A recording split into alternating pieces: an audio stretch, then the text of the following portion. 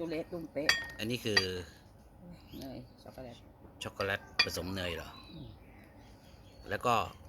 เคี่ยวเหรอคุณใช่วิธีทำนี่คือเอาไปเคี่ยวกับน้ำตั้งน้ำอุ่นน้ำอุ่นน้ำร้อนช็อกโกแลตคืออะไรมันก็ละลายเอาช็อกโกแลตแบบไหนดาร์กช็อกโกแลตดาร์กช็อกโกแลตแล้วก็นี่นะท่านผู้ชมนะดาร์กยี่ห้อนี้นะฮะเอาไปไหนก็ได้แล้วแต่บ้านเอาไปต้มให้มันร้อนนะใส่น้ำอุ่นแล้วก็ผสมน้ำอุ่นแล้วก็ใส่เนยลงไปแล้วก็มาพักไว้เนยน้ำตาลแล้วเอานี้ไปเวฟเอาขนมปังไปเวฟแล้วก็มาละเลงกันทำตามเนี้ยที่ทำให้ดูทำให้เด็กกินหวานตัดขารับรองว่าเบาหวานถามหาแน่นอนเบาหวานขึ้นตาไม่ครับอร่อยจริงอร่อยจริงเกลียวเหมือนที่เราไปสั่งกินนะครับใช่ครับป้าแค่นี้พอป้าชิม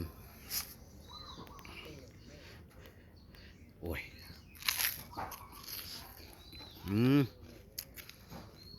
เหมือนเลย